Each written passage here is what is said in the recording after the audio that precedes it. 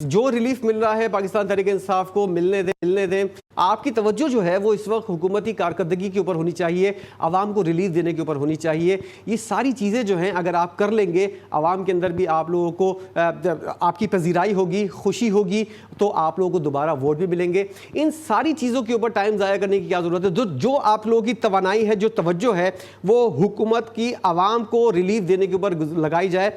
ये एक ऐसा आइडिया है जो हर तरफ से ये आप लोगों को मिल रहा है। आप लोग खुद नहीं सोच रहे कि इस तरह अपनी कारकर्दगी को बेहतर किया जाए और आने वाले दिनों के अंदर आवाम को अगर खुश कर दिया तो सारी चीज़ें जो है, किसी को रिलीफ मिल रहा है नहीं मिल रहा, ये सारी चीज़ें आप लोगों के लिए किसी किस्म का कोई मैटर नहीं रहेंगी।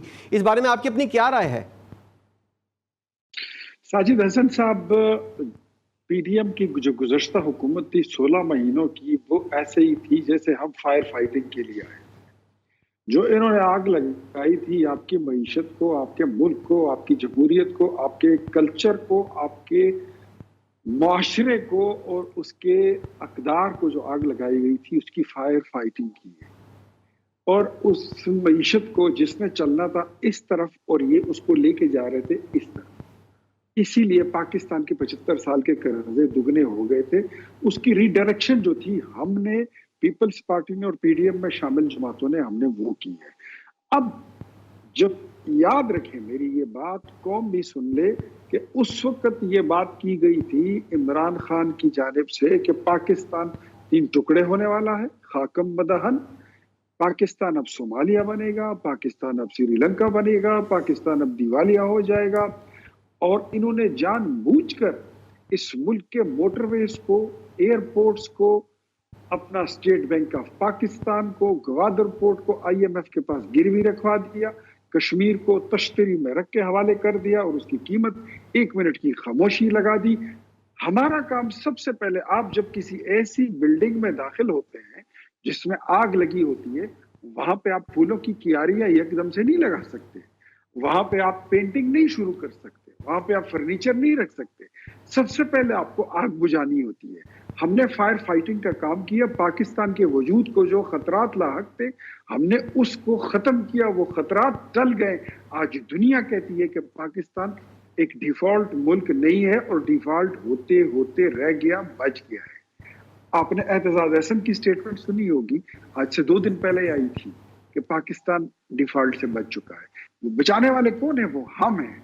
डिफॉल्ट में डालने वाले कौन थे? ये पीटीआई थी और इमरान खान था। अब जब ये सिस्टम चल पड़ा है, अब चीजें भी सस्ती होंगी।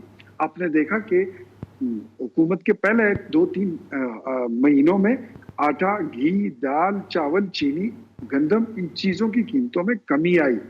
पेट्रोल सस्ता होने लगा, आपकी करेंसी मजबूत होने लगी, आपका स्टॉक एक्सचेंज जो ये 32,000 बिजली पे आपका मौक़िफ़ नहीं आया, बिजली का नाम नहीं लिया आपने। वो मुसलसल महंगी हो रही है और आवाम की चीखें निकल रही हैं।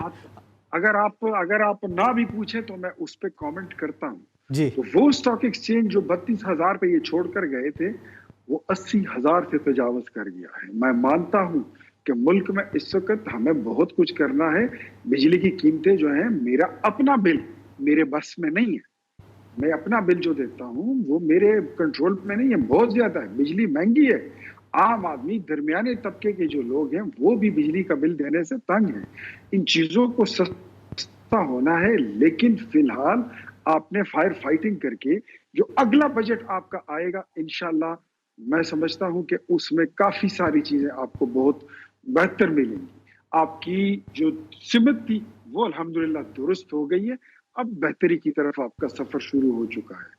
तो बिजली की कीमत पर मैं I don't have any comments कि मैं उसको डिफेंड करूं कि अच्छा है कि महंगी है या महंगी नहीं है। बिल्कुल बिजली महंगी है, रोटी अभी भी महंगी है, पेट्रोल अभी भी महंगा है। ये अभी ये साहब गए हैं ना प्रोग्राम छोड़कर, तो ये कह रहे हैं ना कि पेट्रोल हम 160 पे छोड़ के गए हैं। आपको बहैसियत एंकर इनसे पूछना था कि भाई आप 160 पर क्यों छोड़कर गए हो? ये तो 65 रुपए का था। आप तो ये वादा करके आए थे, ये नारा लगाया था कि ये हम 40 रुपए में दें।